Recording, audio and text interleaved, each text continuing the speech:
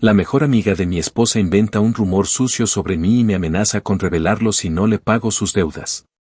Todo empezó de forma tan sutil, tan cuidadosamente disfrazado, que jamás habría imaginado el desastre que se avecinaba. Carla, la mejor amiga de mi esposa desde los años de universidad, siempre fue una presencia constante en nuestras vidas.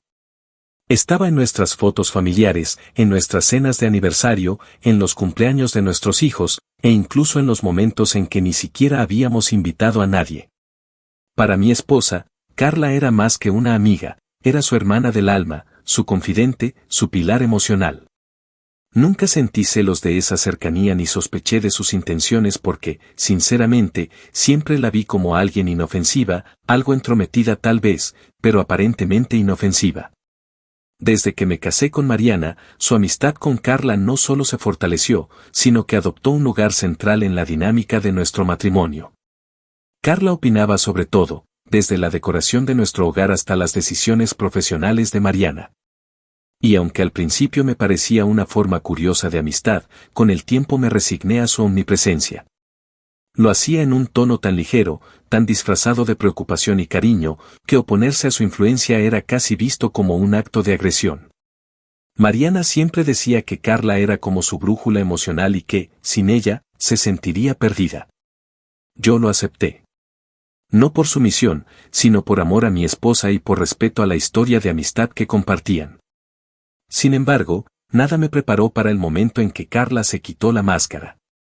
Todo comenzó hace un par de meses, cuando recibí una llamada suya a mi teléfono personal. Eran alrededor de las 8 de la noche y Mariana se había ido a dormir temprano porque tenía una migraña. Contesté la llamada sin pensar mucho en ello.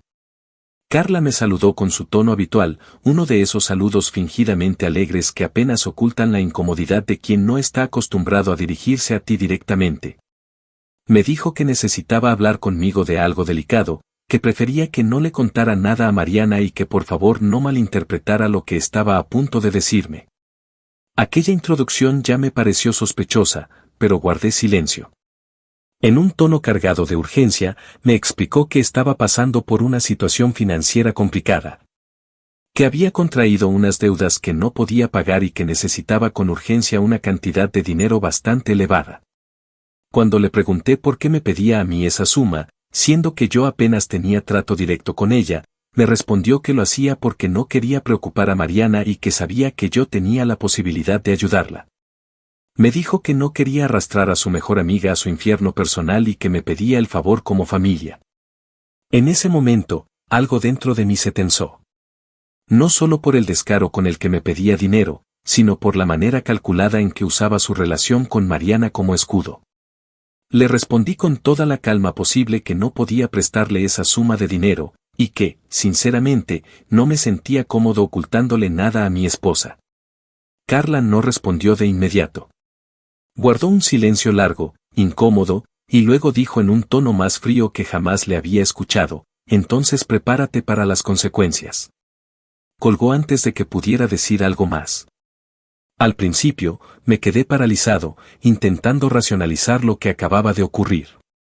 Pensé que quizá estaba desesperada, que había perdido el juicio por las deudas y que todo era una exageración. Pero no pasaron más de 2 días antes de que comenzara a notar el cambio en Mariana. Pequeñas actitudes, miradas esquivas, silencios prolongados y respuestas cortantes cuando antes hablábamos con fluidez. Intenté ignorarlo, pensando que era estrés o algún problema que no me había contado, hasta que una noche, después de cenar, Mariana me miró fijamente y me dijo que Carla había hablado con ella. No quiso decirme exactamente qué le había contado, solo me dijo que estaba confundida y que necesitaba tiempo para procesar cierta información. Intenté obtener más detalles, pero se limitó a decir que no quería entrar en discusiones todavía. Esa noche dormí poco. Supe entonces que Carla no solo me había amenazado, sino que había dado el siguiente paso, había plantado la semilla de la duda. No sabía aún qué historia había inventado, pero ya estaba causando estragos en mi hogar. No quise confrontar de inmediato ni a Carla ni a Mariana. Decidí observar, escuchar y entender con claridad hasta qué punto estaba dispuesto a llegar alguien a quien habíamos considerado parte de nuestra familia. Y fue entonces cuando empecé a reunir pequeñas piezas sueltas, a analizar gestos y a reconstruir, desde la intuición y la observación, la estructura de una mentira que no solo estaba diseñada para perjudicarme, sino para arrastrar conmigo todo lo que había construido. Lo que Carla no sabía en ese momento era que su amenaza, lejos de intimidarme, había activado en mí una necesidad implacable de proteger lo mío y de exponerla por completo. Porque si pensaba que iba a ceder ante un chantaje emocional o económico, no me conocía en lo absoluto. Así comenzó todo. Sin previo aviso. Con una llamada que parecía irrelevante, pero que desencadenaría una guerra silenciosa en la que no iba a dejar que nadie, absolutamente nadie, me destruyera sin consecuencias. Actualización 1. Han pasado 2 semanas desde aquella llamada inicial y desde que comencé a notar el cambio sutil, pero innegable, en la actitud de Mariana. En este tiempo he intentado mantener una calma meticulosamente calculada, pero el veneno que Carla ha sembrado en nuestra cotidianidad comienza a florecer en formas que me resultan profundamente hirientes. No es solo que Mariana haya empezado a mostrarse distante o que nuestras conversaciones se hayan vuelto torpes y plagadas de silencios forzados. Es que todo en su lenguaje corporal, en la forma en que me observa cuando cree que no la miro, en la manera en que evita ciertos temas o cambia de habitación con excusas inverosímiles. Me grita que la confianza que alguna vez tuvimos se está resquebrajando. Y todo por una mentira aún no revelada, por un rumor cuya naturaleza exacta desconozco pero que ya amenaza con fracturar nuestra vida compartida. Ante ese clima emocional tan tenso y esa sospecha flotando entre nosotros como una nube de tormenta, decidí que lo más sensato era tomar el control de la narrativa antes de que Carla terminara por deformarla por completo. Elegí una noche en la que Mariana parecía un poco más receptiva, una de esas raras veladas en las que no había excusas para evitar la cena ni llamadas fingidas para encerrarse en el baño. Y me senté frente a ella con la firme intención de no levantarme hasta que supiera toda la verdad. Sin rodeos, sin preámbulos innecesarios, le conté exactamente cómo habían ocurrido las cosas, desde la llamada de Carla, el tono condescendiente de su petición, la cantidad absurda de dinero que me exigió, y sobre todo, su amenaza final, esa frase corta y gélida que me dejó en alerta desde entonces. Le dije que no sabía qué rumor pensaba inventar, pero que evidentemente ya había comenzado a tejer su versión de los hechos y a insertarla cuidadosamente en su percepción. Mariana no reaccionó de inmediato. Me escuchó con el ceño fruncido y los brazos cruzados sobre el pecho, en una postura defensiva que me revelaba más que cualquier palabra. Cuando terminé de hablar, guardó un silencio prolongado, como si estuviera sopesando cada palabra que había escuchado, evaluando cuánto creer, cuánto descartar, cuánto cuestionar. Finalmente, con una voz baja, casi resignada, me confesó que Carla ya le había dicho algo, aunque no con claridad. Le insinuó que yo no era quien ella pensaba y que había cosas de mí que desconocía, secretos que pondrían en riesgo su tranquilidad si no los descubría por sí misma. Mariana me dijo que le pidió explicaciones, pero que Carla se negó a ser explícita, utilizando frases ambiguas como prefiero que lo descubras por tu cuenta o no quiero ser yo quien te lo diga, pero necesitas abrir los ojos. Lo más alarmante fue que Mariana confesó haber empezado a dudar no por los hechos, sino por el tono con el que Carla lo dijo. Dijo que había algo en la forma pausada, cargada de falsa tristeza y compasión, que la hizo pensar que quizás sí había algo que yo le ocultaba. Escuchar eso me dolió más de lo que pude mostrar. Saber que mi esposa, con quien he compartido años de absoluta transparencia, podía permitir que la voz envenenada de una tercera persona empezara a sembrar la duda, fue un golpe que me dejó sin aliento. Pero me contuve. No era momento para culpas, sino para estrategias.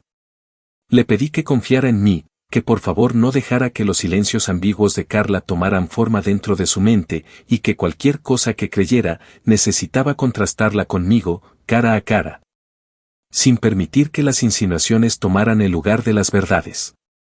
Mariana, con los ojos vidriosos y la voz quebrada, me dijo que quería creerme, que todo en su corazón le decía que no tenía sentido dudar de mí. Pero que no podía ignorar del todo a Carla porque la conocía desde antes que a mí, y que, hasta entonces, jamás había tenido motivos para desconfiar de ella. Esa frase fue el resumen perfecto del problema. Yo estaba peleando contra una enemiga con años de ventaja emocional, con un historial de confianza que la blindaba frente a las dudas más lógicas. No era solo un rumor, era una traición cuidadosamente diseñada para destrozarme desde dentro, utilizando como armas la historia compartida y los afectos que se suponía debían protegernos. Esa misma noche, mientras Mariana dormía en silencio a mi lado, sentí que la rabia comenzaba a organizarse en mi mente como una maquinaria que ya no podía detenerse. Me levanté de la cama y revisé mis propios archivos, mis movimientos bancarios, mis registros telefónicos, incluso mis correos electrónicos antiguos. En busca de cualquier posible punto débil que Carla pudiera estar manipulando para alimentar su historia. No encontré nada. Lo cual, lejos de tranquilizarme, me hizo comprender que lo que enfrentaba no era un simple malentendido o una sospecha infundada, sino un plan deliberado para fabricarme una reputación que no me pertenecía. Desde entonces, cada pequeño detalle ha sido una pista.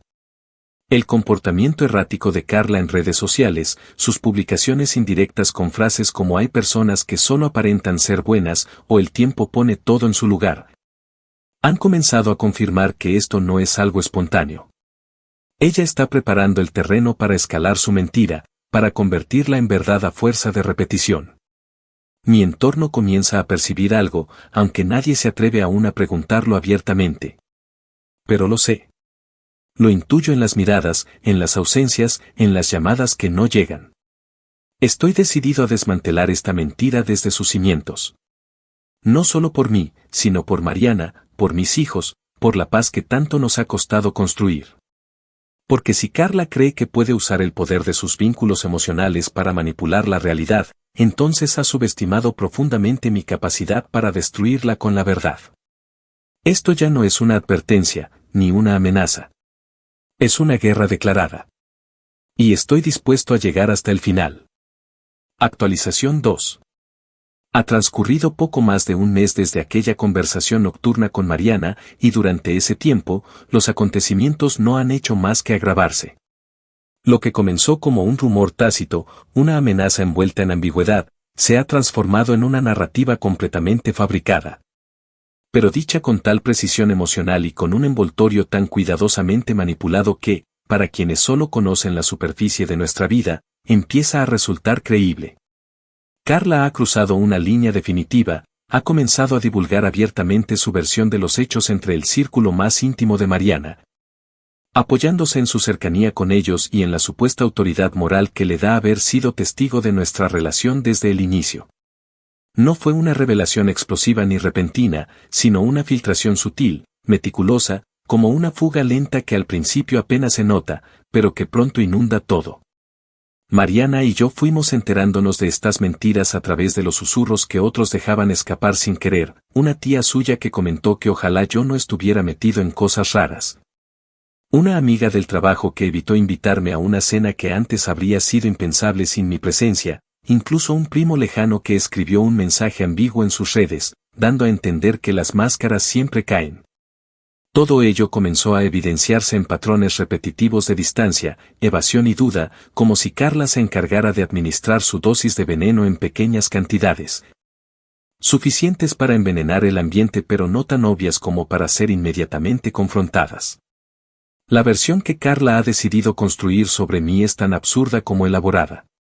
Según ella, yo he estado ocultando una deuda personal enorme contraída con prestamistas informales, gente peligrosa, según sus propias palabras. Y he estado pagando parte de esos compromisos usando el dinero de Mariana sin su conocimiento. No contenta con inventar esa historia, asegura tener pruebas de mi implicación, aunque nunca las presenta. Su estrategia es más peligrosa por ese mismo motivo, no afirma con contundencia, sino que insinúa, no señala con claridad, sino que deja pistas para que los demás completen el relato por su cuenta. Así, su mentira gana fuerza con cada nuevo oyente, porque cada quien le agrega una capa de interpretación propia, ampliando el rumor como si se tratara de una verdad descubierta en conjunto. Lo más impactante ocurrió hace poco, cuando Mariana recibió una llamada de su madre, una mujer tradicional, profundamente influenciada por las apariencias. Y con una tendencia marcada a idealizar las palabras de Carla por encima de cualquier evidencia lógica, y le exigió que habláramos seriamente sobre mi vida financiera. Mariana intentó defenderme, pero la presión de su entorno, la duda constante sembrada con precisión quirúrgica, comenzó a desgastarla. Aquella noche, después de una discusión particularmente dolorosa, me confesó que empezaba a sentirse entre dos lealtades irreconciliables, por un lado, el amor que me tiene y la vida que hemos construido juntos, por otro. La presencia constante de Carla en su entorno emocional, presionándola sin descanso con la sombra de un posible engaño que, aunque Mariana se niega a creer, ya no puede ignorar sin sentirse ingenua. Verla así, atrapada entre el miedo y la desconfianza, me quebró de una manera que no supe anticipar. No me enojé con ella, ni siquiera le exigí una postura definitiva. Entendí que Carla no está atacando solamente mi reputación, está intentando redefinir el pasado, reescribir la historia de nuestro matrimonio desde sus propias sombras. Mariana, al escuchar tantas veces las mismas insinuaciones, comienza a dudar no de los hechos, porque los hechos están de mi lado, sino de su propio juicio. Esa es la jugada más perversa de Carla, no busca solo acusarme de algo, sino lograr que quienes me aman cuestionen si alguna vez me conocieron realmente. Lo que terminó de confirmar la gravedad de la situación fue un evento especialmente alarmante. Carla organizó una pequeña reunión en casa de una amiga en común, sin invitarme, por supuesto, pero asegurándose de que varias personas cercanas a Mariana estuvieran presentes. En esa reunión, según me contó un colega que asistió sin saber a lo que iba, Carla volvió a relatar su versión de los hechos, esta vez con testigos, un hombre que se hizo pasar por prestamista informal y que aseguró, frente a todos los presentes, que yo le debía una suma de dinero desde hacía meses. El tipo, que evidentemente no me conoce ni ha tenido contacto alguno conmigo, describió una serie de supuestos encuentros y acuerdos que jamás existieron. Usó fechas, lugares vagos pero plausibles, y detalles que sonaban suficientemente genéricos como para parecer ciertos. Dijo que yo le había pedido discreción por problemas con mi esposa y que había prometido pagarle en efectivo en cuotas mensuales. El relato fue cuidadosamente montado. Según mi fuente, la mayoría de los asistentes se mostraron incómodos, algunos expresaron dudas, pero nadie la confrontó directamente. Carla logró lo que quería, instalar su versión como verdad probable. A partir de ese momento, comprendí que lo que enfrento no es solo un chisme malintencionado, sino una operación sistemática de difamación. No se trata de una persona despechada diciendo mentiras al azar, sino de alguien que ha decidido destruirme públicamente con pruebas falsas, testigos comprados o manipulados. Y una estrategia de comunicación emocional que juega con los sentimientos más profundos de quienes nos rodean. Mariana, a pesar de todo, sigue de mi lado. Pero la presión social la está consumiendo. Me lo dijo una noche, con la voz quebrada y los ojos agotados, no sé cuánto tiempo más voy a poder soportar esto. Fue entonces cuando decidí que no podía seguir esperando a que Carla cometiera un error. Tenía que empezar a actuar, a buscar mis propias pruebas, a identificar cómo estaba construyendo esta farsa y, sobre todo, a descubrir qué motivación real la empujaba a llevar esta mentira hasta sus últimas consecuencias. Porque por más odio que una persona pueda tener, nadie se toma tantas molestias sin una razón oculta. Sabía que detrás de todo esto había algo más. No era solo rencor. Era necesidad. Era desesperación. Era, seguramente, una deuda que ella no podía pagar. Y si ese era el caso, iba a descubrirlo. No por venganza inmediata, aunque esa también llegará, sino porque desenmascarar sus motivos era el primer paso para reconstruir lo que me estaba robando, la verdad. Actualización 3. Han pasado 2 semanas desde aquella reunión clandestina orquestada por Carla, ese teatro montado con precisión para sostener una mentira tan frágil como dañina, y en ese corto intervalo, mi enfoque ha cambiado por completo. Ya no estoy simplemente reaccionando al daño, tampoco me limito a esperar el próximo movimiento de Carla con ansiedad o temor. He decidido contraatacar, no desde la ira ni desde la improvisación emocional, sino desde una estrategia tan meticulosa como la suya. Porque si algo me ha quedado claro es que para enfrentar una mentira tejida con tanto esmero, necesito arrancarla desde la raíz, exponiendo cada hilo que la sostiene. Fue por eso que contacté a alguien que pudiera ayudarme a mirar más allá de lo visible, un profesional acostumbrado a moverse entre sombras, un investigador privado. No fue una decisión sencilla. El solo hecho de poner mi situación en manos de un extraño me resultaba incómodo, casi humillante, como si al hacerlo estuviera aceptando que Carla tenía el control. Que su veneno había logrado desestabilizarme hasta llevarme a ese punto.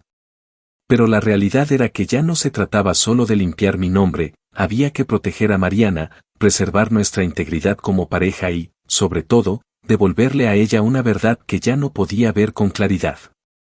Me reuní con el investigador en un café discreto, lejos de mi vecindario, y durante más de una hora le expliqué en detalle todo lo que había ocurrido desde aquella llamada inicial. Él me escuchó con atención, sin interrumpirme, tomando notas con una paciencia casi quirúrgica.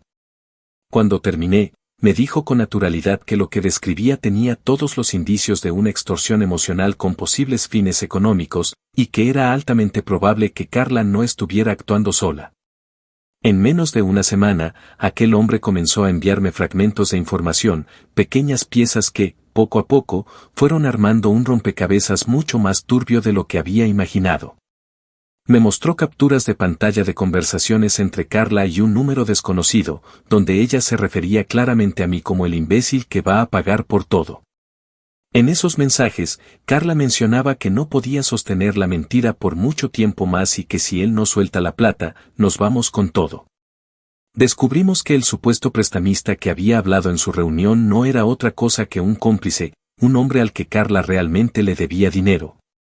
Y que había accedido a fingir ser mi acreedor con la promesa de recibir una parte del dinero que ella esperaba extorsionarme. Fue entonces cuando la motivación real salió a la superficie con una claridad que me dejó frío. Carla estaba endeudada hasta el cuello. No con bancos, no con créditos formales, sino con personas que no se manejan dentro de los límites legales. El tipo de personas que no hacen llamados de cortesía para exigir pagos ni envían cartas selladas con membretes institucionales, sino que esperan resultados rápidos y concretos. Y que no dudan en usar la violencia como método de cobranza. En otras palabras, Carla no solo necesitaba el dinero, lo necesitaba con urgencia, porque su vida, o al menos su integridad física, dependía de ello. Y como no tenía forma de conseguir esa cantidad en tan poco tiempo, decidió fabricar una historia en la que yo, el esposo trabajador y relativamente estable de su mejor amiga, me convirtiera en el chivo expiatorio perfecto. Todo estaba fríamente calculado, usar su cercanía con Mariana para ganar credibilidad, sembrar dudas entre los familiares para que sus palabras tuvieran más peso emocional que cualquier evidencia objetiva, y finalmente, fingir que me estaba haciendo un favor al advertirle a Mariana sobre mi supuesta doble vida. El objetivo era simple, generarme tanta presión y angustia que terminara cediendo a sus exigencias económicas para ponerle fin al escándalo. Pero el error de Carla fue subestimar el nivel de compromiso que tengo con la verdad, y sobre todo, creer que podría sostener una mentira tan grande sin dejar rastros. Con cada nueva evidencia, mi rabia se transformaba en una determinación aún más firme. Ya no me sentía confundido ni intimidado. Me sentía listo. Envié todas las pruebas al correo personal de Mariana, acompañadas de una carta redactada por mí, en la que le explicaba cada detalle del plan de Carla, paso a paso, sin eufemismos ni atajos. No quise entregarle la información de manera verbal, porque necesitaba que la procesara sola, sin interrupciones ni emociones que empañaran su capacidad de razonar. Le pedí que se tomara el tiempo que necesitara para revisarlo todo y que, cuando se sintiera lista, habláramos. No obtuve respuesta inmediata, lo cual me llenó de ansiedad durante un par de días. Sin embargo, entendí que ella también estaba enfrentando una traición de dimensiones colosales. Carla no era solo una amiga, era alguien que había acompañado a Mariana en los momentos más importantes de su vida. Y aceptar que esa persona estaba dispuesta a destruirnos por dinero era aceptar una herida más profunda de lo que yo mismo podía imaginar. Finalmente, después de casi 3 días, Mariana me buscó. Había llorado, podía verlo en su rostro, pero también había una determinación distinta en su mirada. Me dijo que había leído todo, que había escuchado las grabaciones, revisado las capturas, y que se sentía devastada, no por mí, sino por la dimensión de la mentira en la que había vivido tanto tiempo. Me abrazó. Me pidió perdón por haber dudado, aunque fuera por un segundo, y me confesó que aún no sabía cómo iba a afrontar lo que venía después, pero que lo haría conmigo a su lado. En ese momento, supe que habíamos recuperado algo esencial, nuestra alianza. Ya no era yo defendiéndome de una sombra, era nosotros, de nuevo como equipo, preparando el terreno para desenmascarar públicamente a Carla. Lo que sigue no será fácil.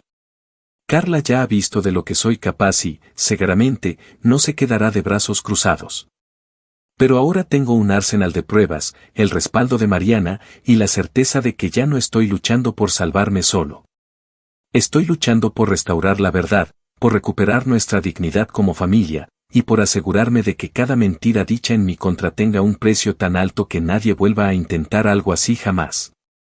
La venganza que estoy construyendo no será impulsiva, sino metódica, devastadora y absolutamente merecida.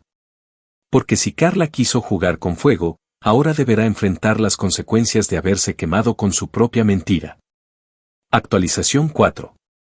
Ha pasado poco más de 3 semanas desde que Mariana recibió la carpeta de pruebas que le entregué, y en ese lapso de tiempo, nuestra vida ha estado marcada por un tipo de silencio distinto, no el silencio tenso de la sospecha, ni el incómodo de la incomunicación, sino uno deliberado, estratégico, el que se reserva para la antesala de un desenlace inevitable.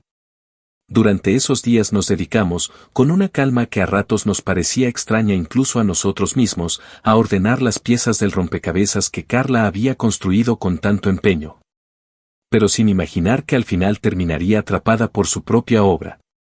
Cada grabación, cada conversación filtrada, cada imagen de pantalla, cada frase dicha con la intención de destruirnos se convirtió en parte de una estructura más grande, una estructura que ya no solo servía para defenderme, sino para preparar el escenario de la caída que Carla tanto se había ganado. Fue Mariana quien propuso que diéramos el siguiente paso, no como un acto impulsivo de venganza emocional, sino como una forma de restablecer el orden que Carla había intentado quebrar.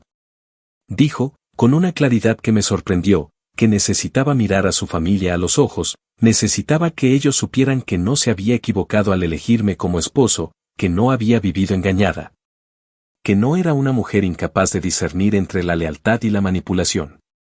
Lo planteó como una necesidad de justicia emocional, no solo hacia mí, sino también hacia sí misma.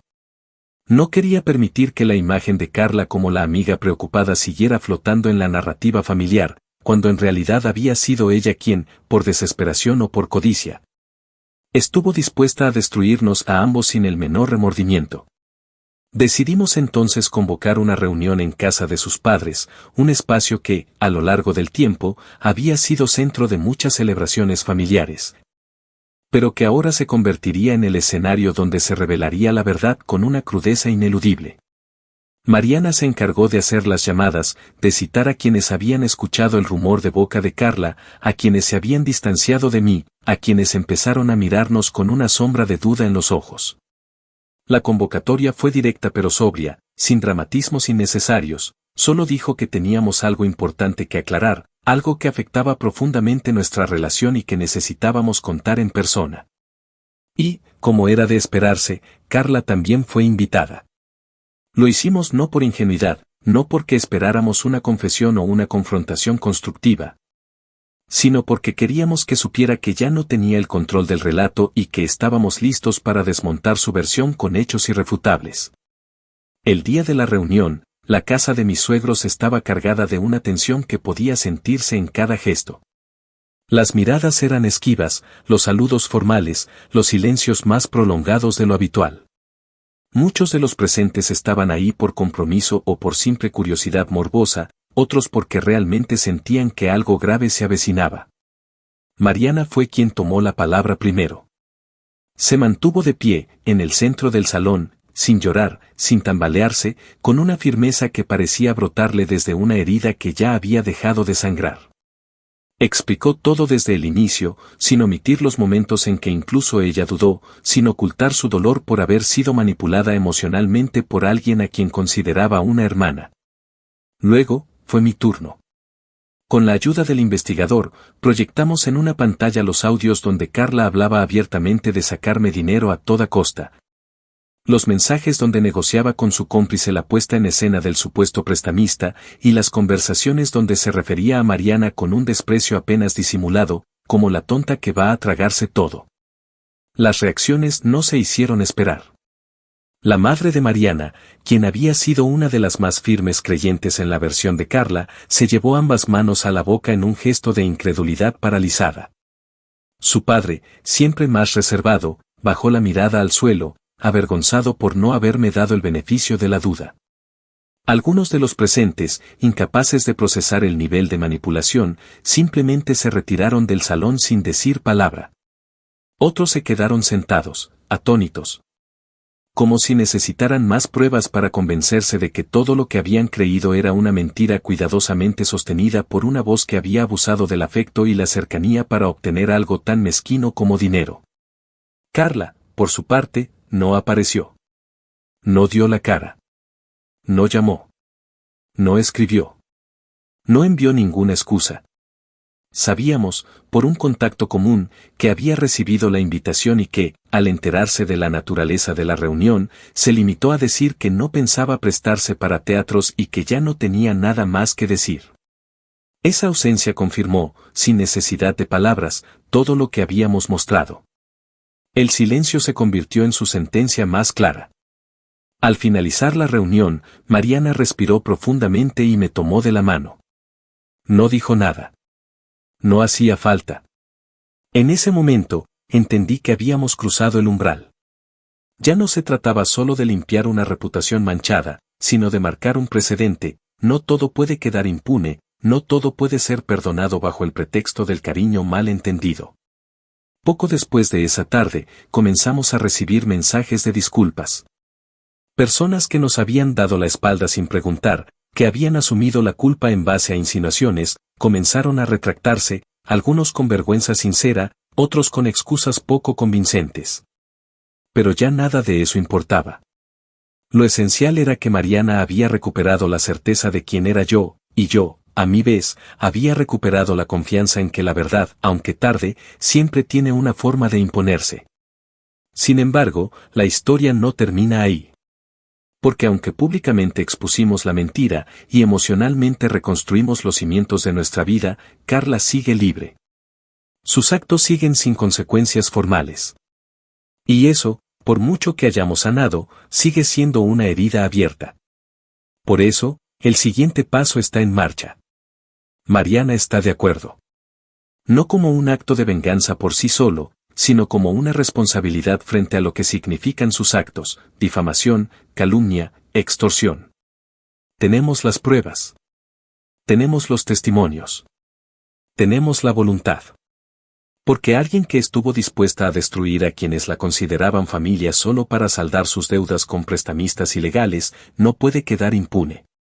Y si la justicia tiene que ser nuestro último acto de defensa, entonces iremos hasta las últimas consecuencias. No por rencor, sino por justicia. Porque esta historia no la escribimos nosotros, pero vamos a ser quienes le den el cierre que merece. Actualización final. Ha pasado un mes desde aquella reunión definitiva en casa de mis suegros, y desde entonces, todo lo que alguna vez fue difuso, cargado de tensión, ambigüedad o dolor, ha ido tomando una forma concreta, firme, inapelable. Lo que en un principio comenzó como una amenaza velada, como un rumor susurrado en la penumbra de la confianza, ha sido finalmente desarticulado, expuesto y procesado no solo a nivel emocional, sino también legal. Ya no quedan dudas, ni entre quienes se mantuvieron en silencio por comodidad ni entre aquellos que alimentaron la sospecha con sus palabras solapadas. Carla, la que alguna vez se sentó en nuestra mesa, que fue parte de nuestros cumpleaños, nuestras celebraciones, nuestras pérdidas y nuestras decisiones, se convirtió en el rostro de una traición tan calculada que ahora solo puede recibir la única respuesta proporcional a su intento de destrucción, justicia. Después de la reunión, y tras observar que la reacción de Carla era el silencio absoluto, ese tipo de silencio que no denota arrepentimiento sino estrategia, Mariana y yo decidimos dar el paso que habíamos postergado por tanto tiempo, presentar la denuncia formal. No fue una decisión impulsiva ni motivada por la necesidad inmediata de venganza, sino un acto meditado, un ejercicio de restitución y dignidad. Recopilamos nuevamente todas las pruebas con el apoyo del investigador, incluyendo los audios, los mensajes, los registros de llamadas, los pantallazos de las conversaciones con sus cómplices y los testimonios escritos de algunas personas que asistieron a la reunión donde se nos difamó abiertamente. Todo fue entregado en una carpeta tan meticulosamente organizada que el abogado que contratamos no tuvo que hacer mucho esfuerzo para convencerse de que teníamos un caso sólido. Él lo dijo sin titubeos: lo que ustedes tienen aquí es una extorsión fallida con componentes claros de difamación agravada, y si el fiscal es mínimamente competente, esto irá a juicio sin mayores obstáculos. La denuncia fue admitida en cuestión de días. Carla fue citada por las autoridades, y por primera vez desde que todo esto comenzó, se vio obligada a responder en un espacio donde su tono persuasivo, sus frases llenas de insinuaciones y sus discursos de víctima ya no tenían peso. Ya no estaba rodeada de conocidos, ni de personas que pudieran ser influenciadas por su cercanía con Mariana. Frente a un fiscal y con un abogado a su lado, tuvo que enfrentar los hechos, y sus respuestas fueron, según el informe que luego nos compartió nuestro abogado, inconsistentes, evasivas y plagadas de contradicciones. Intentó argumentar que sus declaraciones eran parte de una preocupación genuina por el bienestar de Mariana. Pero cuando se le pidió que explicara las grabaciones donde hablaba de sacarme dinero o de mantener la historia hasta que pague, no supo qué decir. Su silencio fue su confesión. Legalmente, el proceso apenas comienza, pero ya hemos ganado mucho más de lo que en un principio imaginamos. No se trata únicamente de que las autoridades estén ahora involucradas, ni de que exista la posibilidad real de que Carla enfrente cargos por calumnia y tentativa de extorsión. Se trata de haber recuperado algo que parecía a punto de desaparecer, la capacidad de ponerle límites al abuso disfrazado de cercanía. Porque si algo nos enseñó esta experiencia, es que el peligro no siempre se presenta con gestos evidentes ni con rostros hostiles. A veces se disfraza de amistad, de lealtad, de historia compartida. Y por eso duele más, y por eso exige una respuesta más firme. Mariana, por su parte, ha cambiado de una manera profunda, aunque difícil de describir. Ya no es la misma mujer que alguna vez creyó que la amistad de Carla era un pilar inamovible de su vida. Ahora carga con la cicatriz de haber sido traicionada por la persona en la que más confiaba fuera de nuestra relación. Pero no se ha vuelto amarga. No se ha vuelto vengativa. Se ha vuelto más consciente. Más selectiva. Más firme en lo que permite y en lo que no. Nuestra relación también ha atravesado una transformación. Lo que alguna vez fue una cotidianidad compartida por costumbre ahora se ha convertido en una construcción diaria basada en comunicación real, sin omisiones, sin gestos mecánicos, sin silencios evasivos. No porque hayamos olvidado el dolor, sino porque lo atravesamos juntos y decidimos que nuestra historia no iba a ser escrita por nadie más. Respecto a Carla, no hemos vuelto a tener contacto directo con ella desde que inició el proceso legal. Sabemos, por personas en común, que se encuentra en una situación económica aún más precaria, que los prestamistas con los que está involucrada han comenzado a presionarla de formas que ya no puede contener. Y que la red de mentiras que tejió para sostenerse ha comenzado a desmoronarse desde varios frentes. Su círculo de amistades más cercano se ha reducido a unos pocos que aún creen en sus justificaciones, pero incluso entre ellos comienzan a aparecer grietas. La imagen que alguna vez proyectó, esa mujer leal, sacrificada, protectora de su amiga, ha quedado reducida a un retrato patético de alguien que, por no enfrentar sus propios errores, eligió destruir a quienes mejor la trataron. El proceso judicial seguirá su curso, y sabemos que aún falta para que se dicte una sentencia. Pero ya no sentimos ansiedad ni miedo. Solo una calma serena, esa que aparece cuando uno ha hecho todo lo que debía hacer, cuando cada paso fue dado con claridad y sin improvisaciones, y cuando la verdad finalmente ocupa el lugar que siempre debió tener. Porque esta historia pudo haberse convertido en una tragedia silenciosa, en una fractura emocional irreversible, en un matrimonio disuelto por el veneno de una mentira. Pero no fue así. Porque elegimos actuar, elegimos hablar, elegimos defendernos. Y porque a veces, cuando la traición viene de adentro, la única respuesta posible es la verdad, mostrada sin temblores, sin rabia, sin miedo. Hoy, miramos hacia atrás y comprendemos que lo vivido nos transformó, nos redefinió y nos fortaleció. No por haber salido ilesos, porque no fue así. Salimos heridos, pero no vencidos. Salimos diferentes, pero más juntos. Y ahora sabemos, con absoluta certeza, que no hay mentira, por más elaborada que sea, que pueda sostenerse frente a la claridad implacable de los hechos. La venganza, finalmente, no fue un acto impulsivo ni una explosión de ira, fue un proceso paciente, una construcción de justicia, una respuesta proporcional al intento de destrucción que sufrimos. Y esa será, siempre, la diferencia entre quien actúa desde la desesperación y quien responde desde la verdad.